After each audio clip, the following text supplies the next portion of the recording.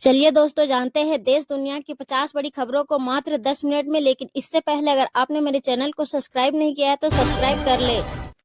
खालिस्तानी आतंकी गुरपतवंत पन्नू की हत्या की साजिश रचने के मामले में भारतीय नागरिक निखिल गुप्ता को 24 साल की जेल की सजा सुनाई गई। एएनआई की रिपोर्ट के मुताबिक निखिल ने शुक्रवार को अमेरिका के न्यूयॉर्क की कोर्ट में गुनाह कबूल कर लिया है। 29 मई को सजा का औपचारिक ऐलान किया जाएगा। अमेरिकी जांच एजेंसी एफबीआई ने एक्स पर पोस्ट कर निखिल गुप्ता के अपराध कबूलने की जानकारी दी। एफबीआई के मुताबिक यह साजिश एक अमेरिकी नागरिक की हत्या के लिए रची गई थी, जिसे अमेरिकी एजेंसियों ने समय रहते नाकाम कर दिया। यूएस अटॉर्नी ऑफिस के बयान के मुताबिक निखिल गुप्ता उर्फ निक ने सेकेंड सुपरसीडिंग इंडिकेटमेंट में लगाए गए तीनों आरोपों को स्वीकार किया है। इन आरोपों में मर्डर फॉर हायर की साजिश और मनी लॉन्ड्रिंग की साजिश शामिल है।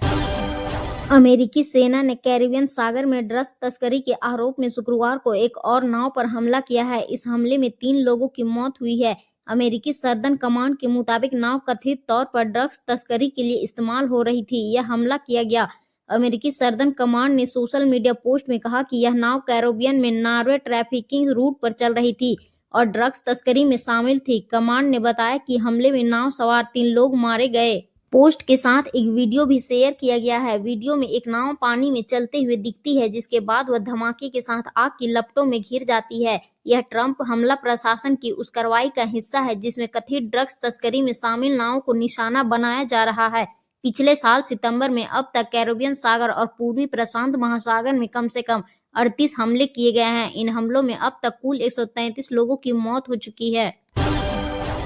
अमेरिकी रक्षा मंत्री पीट हेगसेथ ने पिछले हफ्ते कहा था कि क्षेत्र के कुछ बड़े कार्टेल ड्रग्स तस्करों ने हाल की सैन्य कार्रवाइयों के कारण अनिश्चित काल के लिए नशीले पदार्थों का कारोबार बंद करने का फैसला किया है। हालांकि हेगसेथ ने अपने निजी सोशल मीडिया अकाउंट पर किए गए इस दावे के समर्थन में कोई सबूत शेयर नहीं किया। ट्रंप ने कहा है कि अमेरिका लैटिन अमेरिका के ड्रग कार्टेल के साथ शस्त्र संघर्ष की स्थिति में है। उन्होंने इस हमलों को ड्रग्स की सप्लाई रोकने के लिए जरूरी कदम बताया है। अमेरिका मिडिल ईस्ट में अपनी सैन्य मौजूदगी बढ़ा रहा है। अमेरिका अब अपना सबसे बड़ा aircraft carrier USS Gerald R Ford वहां भेज रहा है। यह एक न्यूक्लियर पावर्ड कैरियर एयरक्राफ्ट है। राइटर्स को 2 अमेरिकी अधिकारियों ने शुक्रवार को यह जानकारी दी। यह कदम ऐसे समय में उठाया गया है जब अमेरिका और ईरान के बीच तनाव बढ़ रहा है। अधिकारी के मुताबिक जेराल्ड को मिडिल ईस्ट पहुंचने में 1 हफ्ता लगेगा। वहां पहले से अब्राहम लिंकन कैरियर और दूसरे युद्धपोत तैनात है। जेराल्ड अपने साथी जहाजों के साथ कैरिबियन सागर में तैनात था। यह इस साल वेनेजुला में हुए अमेरिकी अभियानों में हिस्सा ले चुका है। इसके अलावा हाल के हफ्तों में कई guided missile destroyer, fighter jet और निगरानी विमान भी मिडिल ईस्ट में भेजे गए हैं। भारतीय पासपोर्ट की रैंकिंग में सुधार हुआ है। लेटेस्ट हेनले पासपोर्ट इंडेक्स फरवरी 2026 के अनुसार अब भारत का पासपोर्ट दुनिया के सबसे शक्तिशाली पासपोर्ट की सूची में 75वें स्थान पर पहुंच गया है। साल की शुरुआत में यह 80वें स्थान पर था, यानी हाल ही में इसमें 5 स्थानों का सुधार हुआ है। इससे पहले 2025 में यह 85वें स्थान पर था, जिससे कुल मिलाकर 10 स्थानों की छलांग लगी है। प्रधानमंत्री नरेंद्र मोदी शनिवार को असम दौरे पर है। पीएम चबुआ एयरफील्ड पहुंचे। इसके बाद वे वायुसेना के C-130 एयरक्राफ्ट से डिब्रूगढ़ के मोरेन बाईपास पर इमरजेंसी लैंडिंग फैसिलिटी के लिए रवाना हुए। पीएम का प्लेन डिब्रूगढ़ के पास मोरेन बाईपास पर बनी ELF पर उतरा। यह एयर स्ट्रिप सैन्य रणनीति के लिए अहम है, क्योंकि यह इलाका चाइना बॉर्डर से लगभग 300 किलोमीटर दूर ही है। ELF को नॉर्थ ईस्ट इंडिया में इमरजेंसी के दौरान मिलिट्री और सिविल एयरक्राफ्ट की लैंडिंग और टेक ऑफ में मदद करने के लिए वायुसेना ने खास तौर पर बनाया है। इस ELF से नॉर्थ ईस्ट में प्राकृतिक आपदाओं, युद्ध जैसे हालात में बचाव और राहत ऑपरेशन में तेजी आएगी। पीएम की मौजूदगी में ELF पर राफेल, सुखोई समेत 16 लड़ाकू विमान एरियल शो कर रहे हैं। इस दौरान विमान हाईवे से ही लैंडिंग और टेक ऑफ करके दिखा रहे हैं। डेमो करीब 30 से 40 मिनट का होगा।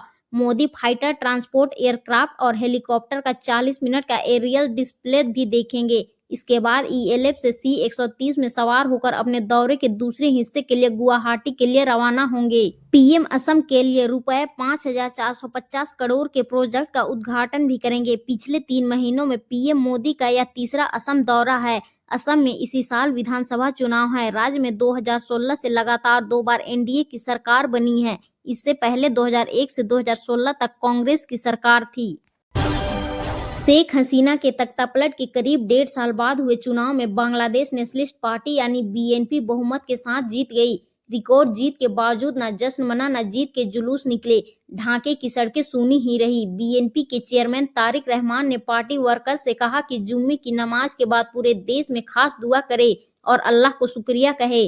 इसके बाद लोग घरों से निकले, मस्जिदों में नमाज अदा की और लौट गए। ढाका समेत पूरे बंगाल में शांति रही। बांग्लादेश में चुनाव के रिजल्ट से 3 बातें साफ हो गई। तारिक रहमान देश के अगले प्रधानमंत्री होंगे। कट्टरपंथी माने जाने वाली पार्टी जमात की धर्म की राजनीति नहीं चली और शेख हसीना के खिलाफ आंदोलन करने वाले स्टूडेंट को अपनी जगह बनाने में बहुत मेहनत करनी होगी। पीएम मोदी ने साल 2019 के पुलवामा हमले में शहीद हुए सीआरपीएफ जवानों को श्रद्धांजलि दी। पीएम ने सोशल मीडिया एक्स पर लिखा कि पुलवामा में जान गंवाने वाले बहादुर नायकों को याद कर रहा हूं।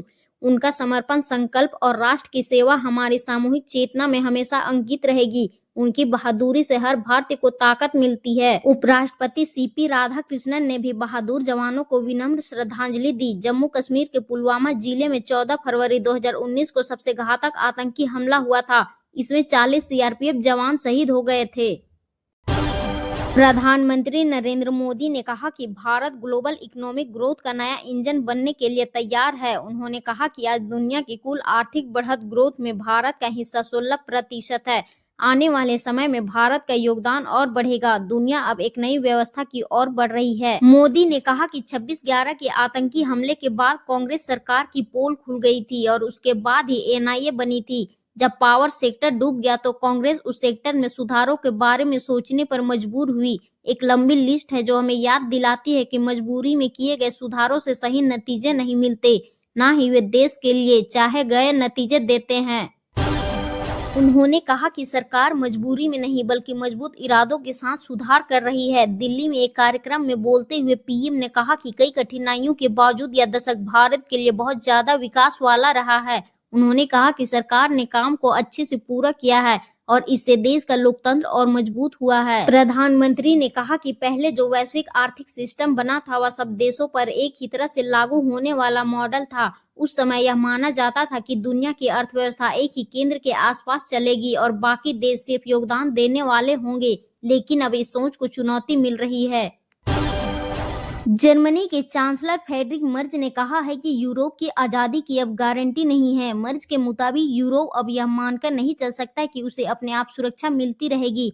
म्यूनिख में सिक्योरिटी कॉन्फ्रेंस को संबोधित करते हुए मर्ज ने माना कि यूरोप और अमेरिका के रिश्तों में गहरी दरार आ गई है। उन्होंने कहा कि नियमों से चलने वाली दुनिया खत्म हो गई है। वैश्विक व्यवस्था अब उस रूप में मौजूद नहीं रही। मर्ज ने कहा कि दुनिया अब बड़ी शक्तियों की प्रतिस्पर्धा से चल रही है। सम्मेलन में कई यूरोपीय नेता और अमेरिका के विदेश मंत्री मार्को रूबियो भी मौजूद रहे।